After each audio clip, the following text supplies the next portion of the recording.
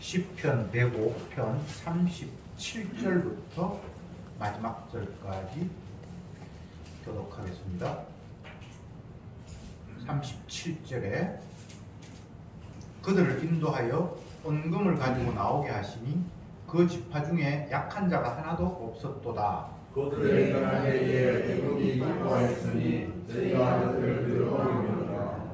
여호와께서 구름을 펴사 덮개를 삼으시고 밤에 불로 밝히셨으며 그들이 무한 용을 추하게 오게 하시며 또 하늘 양식으로 그들을 만족케 하셨구나. 반석을 가르신즉 물이 흘러나서 마른 땅에 감같이 흘렀으니 이는 그 거룩한 말씀과 그 정사함을 기억하셨습니다. 그 백성으로 절거히 나오게 하시며 그 택한 자로 노래하며 나오게 하시고 열방이 가는 주에 주시며 인도의 사방을 돌려오게 하셨으니 이는 저희로 그 율례를 지키며 그 법을 좁게 하려 하심이로다. 할렐루야. 아멘. 105편 마지막 부분을 읽었습니다. 4번에 나누어서 말씀을 살폈는데 우리는 왜 하나님을 찬양해야 하는지 그 이유를 시편을 통해서 확인하고 또 105편에서 그 찬양의 대상인 하나님은 어떤 분인가 라고 했을 때에 자기 백성에게 언약을 주신 하나님, 그리고 그 언약하신 대로 시행하시는 하나님을 찬양하자라는 내용으로 계속해서 말씀을 살폈습니다. 아브라함에게 언약을 주셨을 때에 그 내용은 자녀도 없고 아무것도 없는 아브라함을 찾아가셔서 내가 지시할 땅으로 가라. 그곳에 가면 네 자손이 바다의 모래처럼 하늘의 별처럼 번성할 것이고 내가 그 땅을 너와 네 후손에게 주겠다. 이런 약속을 하셨습니다. 그런데 우리가 잘 알다시피 가나안 땅, 하나님이 약속한 땅으로 갔는데 그 초기의 상황은 거민들이 이주해온 아브라함을 그냥 내버려 두지 않았습니다. 그래서 이곳저곳 피해 다니면서 나그네처럼 떠돌이처럼 살 수밖에 없었습니다. 그것도 모자라서 하나님이 그 땅에 흉년을 주셔서 애국으로 피해갈 수밖에 없는 그런 환경을 만드셨습니다. 그런데 애국에서 살다가 때가 되어서 하나님은 다시 약속대로 그들을 가나안 땅으로 이끄셨고, 이런 많은 과정들을 짧게 중요한 부분들을 서술하면서 여호와를 찬양하자, 여호와를 찬양하자, 마지막에는 할렐루야. 할렐루야라는 말은 여호와 하나님을 찬양하자라는 말입니다. 이렇게 이제 끝이 났는데 오늘 마지막 부분은 애국을 떠나와서 광야 생활을 하기까지 계속해서 하나님은 자기 약속을 신실하게 이루셨다라는 내용을 거론하고 있습니다. 37절에 보면 그들을 인도하여 은금을 가지고 나오게 하시니 그 지파 중에 약한 자 하나도 없었도다. 처음 가나안 땅에 들어갈 때는 요셉의 가족들이라고 해서 환영을 받았습니다. 70명이 들어갔죠. 그런데 430년 후에 떠나기 전까지 많은 어려움이 있었습니다. 요셉을 알지 못하는 왕이 들어서자 말자 유대인들을 핍박하기 시작을 했고, 그들이 점점 더 수가 많아지니까 급기야는 남자가 태어나면 다 죽여버려라 라고 명이 떨어질 만큼 유대인들은 압박 속에 살았습니다.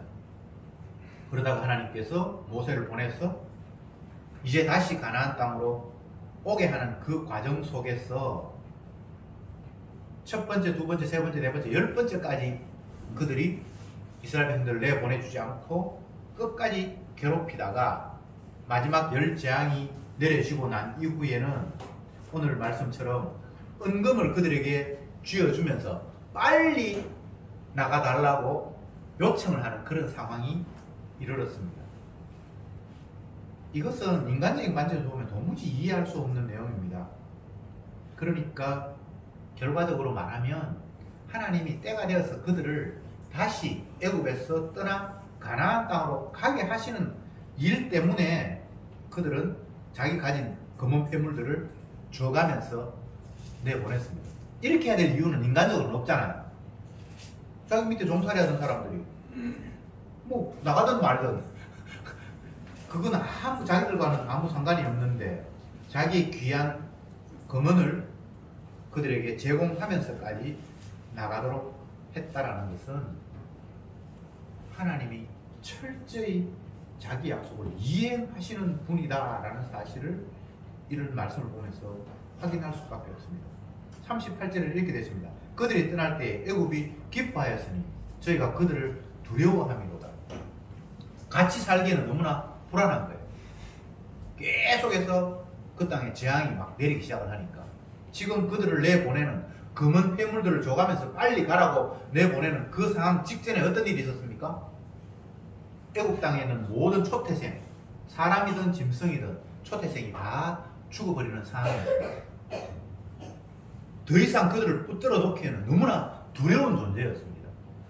이것이 이스라엘 백성들이 그들에게 어떻게 푸시를 해서 일어난 상황은 아니었습니다. 이스라엘 백성들은 그냥 가만히 있었어요. 뭐 어떻게 될지도 모르고. 그런데 하나님께서 여러 가지 상황들을 만드셔서 도저히 그들을 내보내지 않으면 안 될 상황으로까지 몰아붙여서 그들과 함께 있는 것 자체가 공포요, 두려움이니까 그 두려움으로부터 벗어나야 하니까 그들을 검은 폐물을 줘가면서 뛰어보내면서 아유 이제는 살았구나 라는 상황을 하나님이 조성하셨습니다. 여러분, 우리는 내 멋대로 내가 결정하는 대로 삶을 살 수 있다고 생각하죠. 심지어 지극히 작은 것 하나도 내가 원치 않으면 안 할 수 있고 내가 원하면 할 수 있다고 생각하지요. 그런데 성경은 뭐라고 이야기합니까? 참새 한 마리가 동전 몇 푼에 팔리는 것도 하나님의 사인이 없으면 안 된다라고 이야기를 하고 있습니다. 그런데 인간들은 그렇게 생각하지 않잖아요.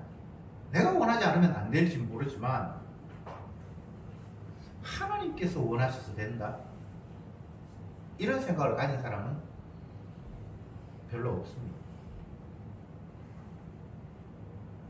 구약 성경 가운데 많은 표현에서 하나님을 경배하라라고 숭배하라, 믿으라라고 이야기하면서 경외라는 단어를 사용합니다. 두려운 마음으로 섬기라는 거죠.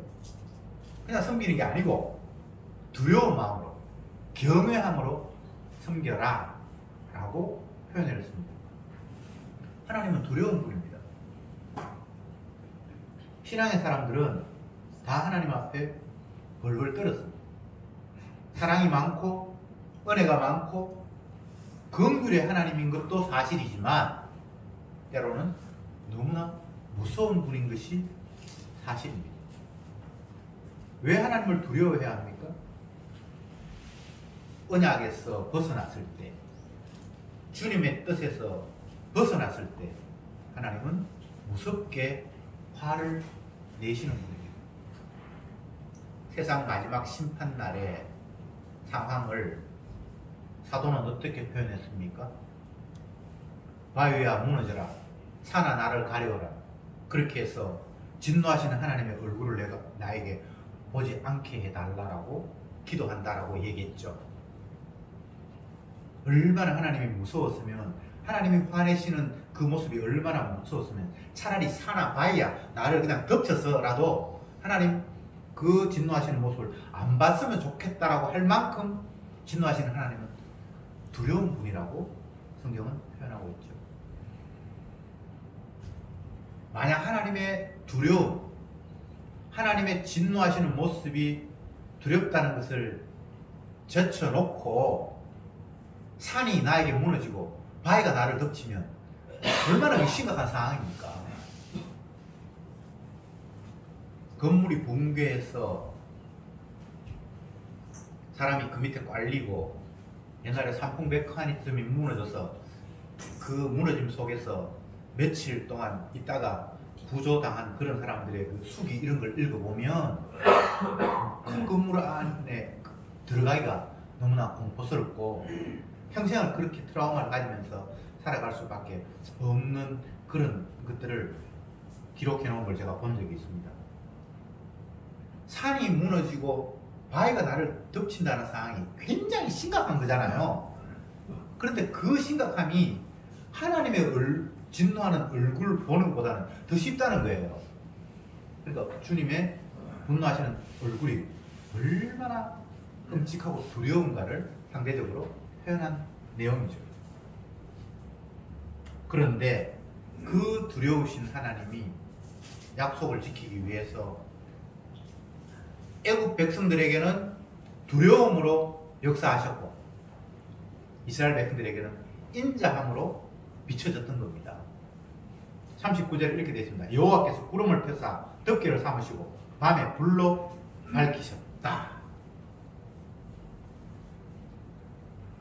이스라엘 백성들이 살게 된 그 땅, 그곳에 가기 전 상황입니다. 여기에는 광야인데 그 광야에는 사람이 살지를 못했습니다. 왜? 너무나 척박한 환경이었습니다. 그런데 이스라엘 백성들을 하나님이 그 광야로 내몰았습니다. 사람이 살지 않는 땅은 이유가 있었겠죠. 살기 좋았으면 많은 사람들이 거주를 했겠죠. 하나님이 약속한 가나안 땅은 7 거민이 살고 있었습니다. 그런데 그 땅에 가기 전에 처음 애굽을 벗어나서 이스라엘 백성들이 거주하는 땅은 광야였고 그게 사람 사는 동네가 아니었습니다. 척박한 환경이라는 거죠. 사람이 살 수 없는 환경으로 하나님이 몰아놓고 죽어야 마땅한데 구름을 펴서 덮어서 낮에는 보호하셨고 밤에는 불기둥으로 그들을 따뜻하게 하셨고 이렇게 하나님께서 긍휼과 사랑으로 그들을 보살폈다는 겁니다. 무려 40년 동안이나. 우리가 생각하면 하나님의 긍휼과 사랑이 너무나 대단한 거잖아요. 그런데 이들은 40년 동안 원망, 불평, 지도자에 대한 분노 그런 것들이 계속해서 터쳐나옵니다. 왜 하나님이 그런 상황을 만드셨을까요? 이런 생각을 해봅니다. 원래 하나님이 이스라엘 백성들을 애굽에서 건져내어서 가기를 원하시는 땅은 가나안 땅이잖아요. 애굽에서 가나안까지 가는데 보름길을 가면 갈 수 있다고 합니다. 성경에 되어 있어요. 보름길이라고 되어 있어요. 그런데 그렇게 직통으로 인도하지 않고 엉뚱한 땅, 가나안 땅 아닌 광야로 그들을 몰아세웠잖아요. 왜 이렇게 하셨을 것 같아요? 여러분이 만약 선택할 수 있다면 A라는 지역에서 B라는 지역으로 옮겨간다면 가장 쉽고 단순한 코스로 가겠죠. 가야 할 목적지가 아닌 엉뚱한 곳에 빙빙빙빙 40년 동안 살고 40년 지나서 가야 될 이유는 없잖아요. 그런데 이 모든 것들이 하나님의 약속 속에 포함된 내용입니다. 광야로 인도하지 말고 불기둥, 부둥기둥 그것도 필요 없고 바로 그냥 적각구리를 가나안 땅으로 가버리면 불기둥, 구름기둥이 뭐가 필요하겠습니까? 그 다음 40절에 보면 그들이 구한적 매출하기를 오게 하시며 또 하늘 양식을 그들에게 주셔서 만족해 하셨다. 만나 주었고 매출하기 줬다는 이야기 아닙니까? 아니, 가나안 땅으로 바로 가면 그 농사 지어서 살 수 있는데 아무것도 안 나는 사막 지역에 가게 하셔놓고는 거기에서 불기둥, 구름기둥 주셨고 만나와 매출하기를 줬다. 이게 지금 병 주고 약 주는 겁니까? 인간적인 생각에서는 하나님이 하시는 일이 이해가 안 돼요. 다 불필요한 일 같습니다. 그런데 결코 불필요한 일이 아니었습니다. 왜요? 이스라엘 백성들의 정체, 그들이 어떤 존재인가를 확인하기 위한, 그들은 스스로 내 모양이 이 정도로밖에 안 되는구나, 내 꼬라지가 이 정도 수준이구나 라는 것을 깨닫게 하기 위한 과정이기 때문에 이건 반드시 필요한 거예요. 마치 예수님이 제자들을 데리고 다니면서 그들의 믿음 없음을, 나는 죽었다 깨나도 하나님의 아들 메시아를 영접하지 못하고 믿지 못하는구나, 구약에 수많은 말씀들이 주어졌지만 그걸 내가 달달 외우고 다 숙지하고 있지만 정작 그것을 믿지는 못하는 것이 나구나 라는 것을 폭로시키듯이 이스라엘 백성들은 광야길을 걸으면서 40년 동안 뺑뺑이 돌면서 우리는 애굽에서 죽어야 할 사람과 똑같은 존재이구나, 출애굽한 것 같은데 결코 나는 애굽에서 벗어나지 못했구나, 그걸 주님이 확인시키는 과정이었습니다. 이스라엘 백성들은 어려울 때마다 지도자 모세에게 하나님을 향한 원망을 쏟아냈죠. 차라리 애굽에서 살았으면 좋았을 걸, 애굽으로 돌아가자, 이 메마른 땅에서 우리를 다 굶어 죽일 작정이냐, 우리 처자들을 다 죽일 작정이냐, 차라리 애굽에서 종살이 할 때가 낫다라는 이야기를 그들은 수없이 반복했습니다.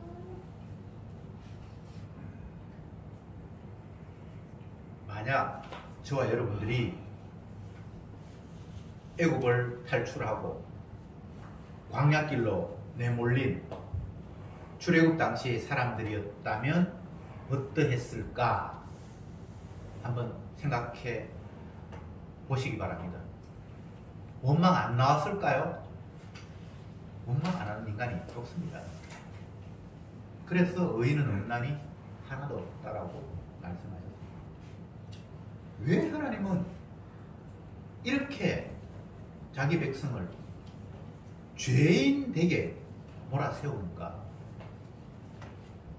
바탕을 다 까발리는 식으로 그들을 극한 환경 속으로 몰아세우는가? 생각해 보아야 됩니다.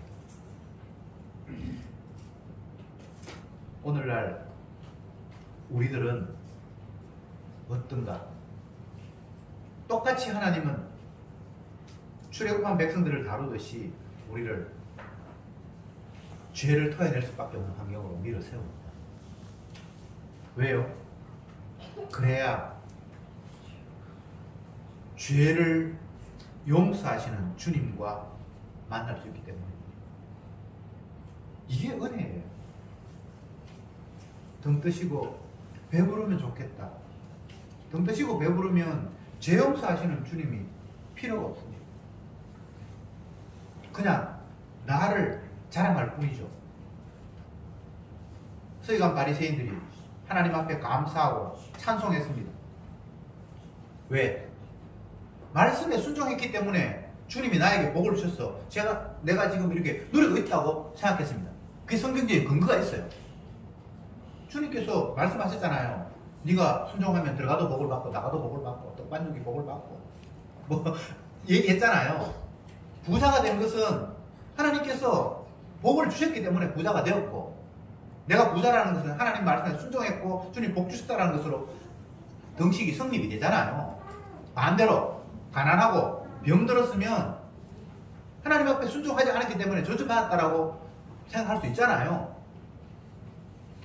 그런데 정작 그게 그런 식으로 해석이 가능한가를 주님은 우리에게 되새기게 하십니다.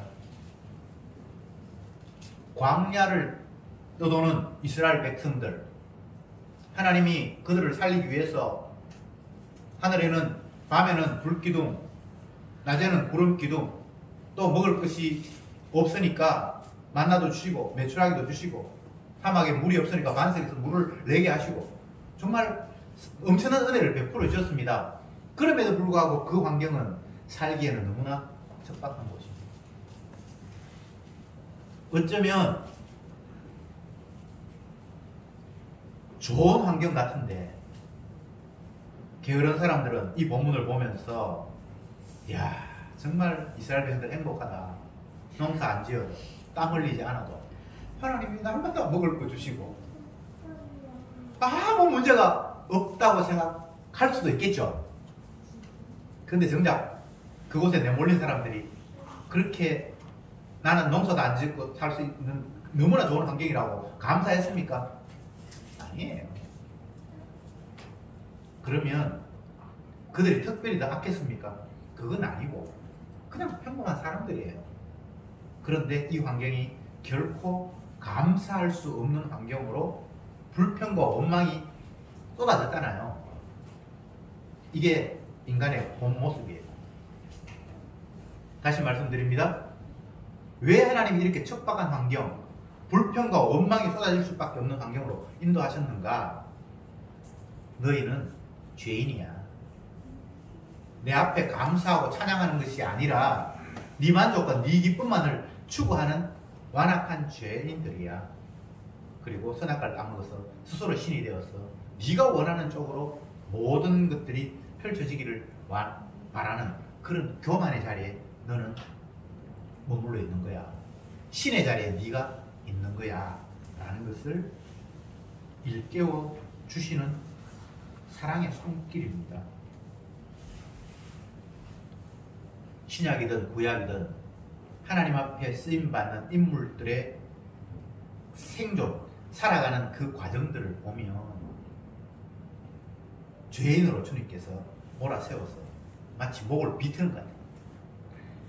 그냥 초반에는 괜찮은 것 같아요. 은혜를 주셔서 기적을 행하고, 예를 들면 다윗을 보면 처음에 주님의 은혜가 임해서 골리앗을 이기고 백성들이 왕보다 그를 더욱더 높이고 할 때는 얼마나 신이 났습니까? 그런데 하나님이 그런 식으로만 다윗을 이끌지는 않잖아요. 사울에 의해서 쫓겨다니게 하고 나중에 왕이 되어서는 아들이 아버지를 죽이고 지가 왕자리 차지하려고 오만 역경들이 다 있단 말이죠. 그리고 아름다운 여인이 나타나서 간음하게 하고 자기 죄를 숨기기 위해서 그 남편을 죽이는 쪽으로 몰고 인구조사하게 하고, 이 모든 과정들이 너도 역시 죄인이야. 내가 너에게 은혜를 주었어. 기름 부음을 해서 왕의 자리에 앉혔고 연약한 소년의 위치에서 어마어마한 골리앗을 이기는 힘까지 주었지만 원래 너의 본 모습은 나약한 죄인이야. 그 사실을 주님은 삶의 현장 속에서 계속해서 짜내는 겁니다. 그래서 마지막 그의 입에서 나오는 고백은 모친이 죄 중에서 잉태해서 나한테는 죄밖에 안 나오는, 근본적으로 나는 죄인이었군요 라는 그 한마디 토해내도록 하시는 주님의 전략. 이게 특별한 사람이 아닙니다. 모든 하나님의 백성들에게 주님은 이 결론으로 몰아세웁니다. 그래서 나는 죄인입니다. 죄를 용서하시는 주님이 나를 용납하지 않으면 나는 아무것도 아닙니다라는 이 고백, 예수님과 만나게 되는 이 환경을 원하시는 겁니다. 죄인이 아닌 사람은 죄 용서하시는 주님이 필요 없잖아요. 그리고 반대로 죄인에게는 죄 용서하시는 주님 말고는 다른 게 필요가 없잖아요. 참 희한한 상황이죠.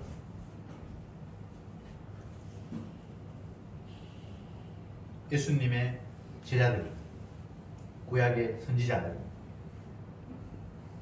복음을 알고 주의 영이 임해서 정작 자기에게 필요한 것은 죄 용서하시고 덮어주시는 주님의 사랑이 유일한 자기에게 소망이고 그게 유일한 복이라는 사실을 깨닫게 되고 난 이후부터는 나머지 모든 것들이 그냥 있어도 그만 없어도 그만인 그런 상황으로 느껴지게 됩니다. 있는 걸 굳이 버릴 필요는 없겠지만 그거 있어도 그만이고 없어도 그만이고 주신 자도 이용하시고 취하신 자도 이용하시고 주실 때도 감사하고 빼앗아 가셨을 때도 감사하고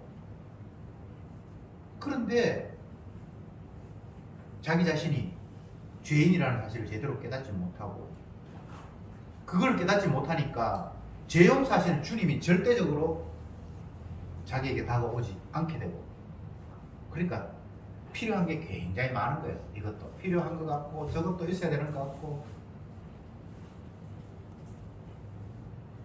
예수님이 이런 말씀을 하셨습니다.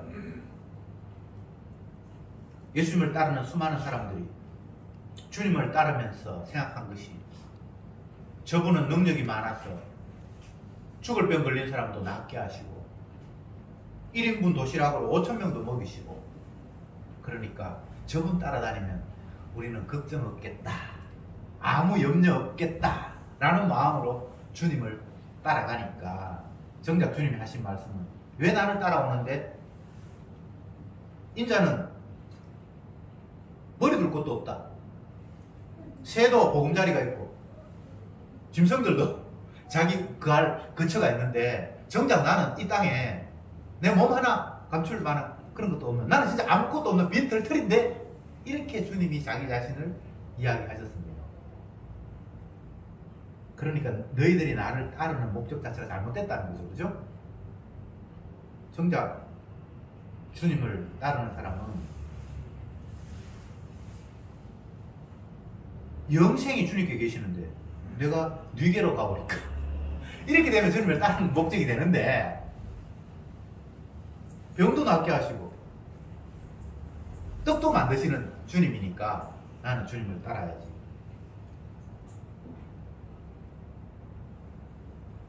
여러분 주님을 믿는다는 것은 하나님의 약속을 믿는다는 것은 예수 믿는다는 것은 다른 것이 아닙니다.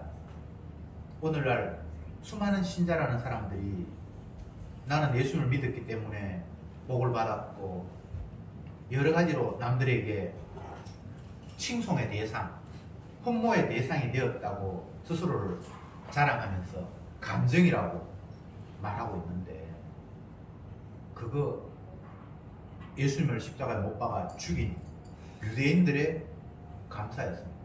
저희가 바리새인들의 감사였습니다. 거짓말이죠. 오늘날 기독교도 똑같은 모습입니다. 우리 교회가 이렇게 부흥하고 발전하고 오늘날 성도들이 이렇게 남들로부터 칭송의 자리에 앉게 된 것이 주님의 은혜입니다. 우리가 하나님 앞에 복종했기 때문에 이런 결과가 왔습니다. 라는 그 말, 그게 저주의 자리인 줄 본인이 모르는 거예요. 예수님을 향해서 복이라고 예수 믿는 것이 유일한 우리의 생명이라고 말하는 사람들은 십자가의 대속의 피, 그분의 죽으심이 내 죄를 대신한 죽음이라는 이 한 가지 사실 외에 다른 사실은 크게서 나오면 안 됩니다.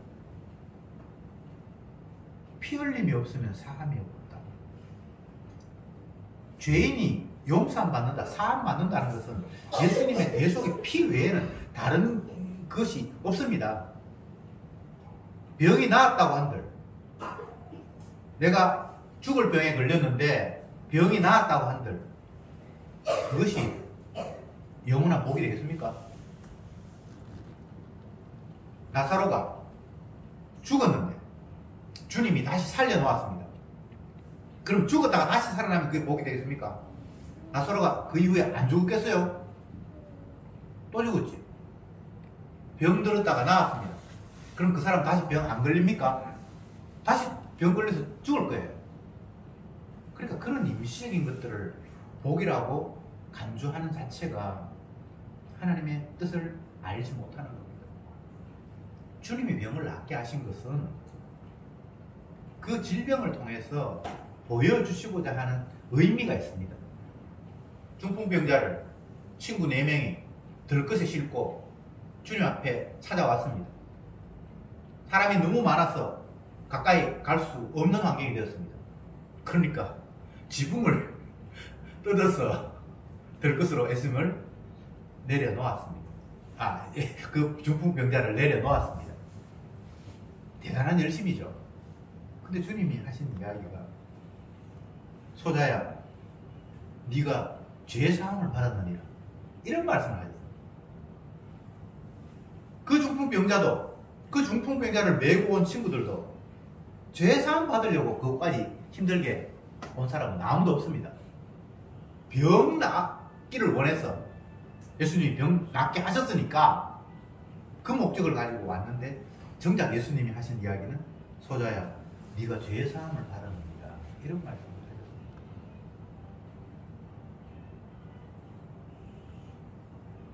인간들은 정작 예수님 앞에 필요한 것을 구하는 것이 아니라 엉뚱한 것을 구할 수밖에 없는 어리석은 자입니다. 이건 우리가 인정해야 됩니다. 그런데 주님은 그 어리석은 자에게 어리석음을 구하는 그 자에게 어리석음을 주시는 것이 아니라 꼭 그에게 필요한 것을 제공하시는 분입니다. 그래서 우리는 주님을 바라볼 수밖에 없습니다. 나는 밤낮 엉뚱한 것 구하고 무엇이 좋은 줄 알지 못하는데 구하는 자에게 좋은 것을 주시지 않겠느냐. 나는 엉뚱한 걸 구했는데 주님은 자기가 알아서 좋은 것을 주시는 분입니다. 이제 시편 105편을 마치면서 우리가 생각해야 될 것은, 하나님은 영원히 찬양받으실 분인데 어떤 분인가? 자기 백성에게 언약을 주신 분입니다. 그리고 그 언약을 주신 분이 스스로 자기 언약을 성취하셨기에 그 하나님을 찬송할 수밖에 없다는 겁니다. 그 과정에서 인간은 수많은 어려움과 난관과 고통을 겪습니다. 근데 그 모든 과정도 찬양할 수밖에 없는 환경이라고 시인은 노래하고 있습니다. 그러면 저와 여러분들은 찬양 말고는 다른 게 할 게 없습니다. 범사에 찬양하며 감사할 수 있는 저와 여러분들 되길 바랍니다. 기도합시다. 주님, 이 시간도 저들에게 찬양할 이유를 알려주시니 감사합니다. 우리는 주님을 안다고 하면서도 엉뚱한 것들을 구할 수밖에 없고 욕망을 구할 수밖에 없는 어리석은 종들입니다. 그러나 저들의 어리석음을 아시는 주님은 나의 어리석음을 넘어서서 우리에게 생명을 안겨주시고 보혈의 피를 저들에게 제공해 주셨사오니 주여, 피 외에 다른 것에 마음 빼앗기지 말게 하옵소서. 그래서 오로지 예수의 피가 우리를 깨끗게 했다는 것을 마음껏 증거하는 그리스도의 증인으로 우리를 사용해 주시옵소서. 예수님의 이름으로 기도드립니다. 아멘.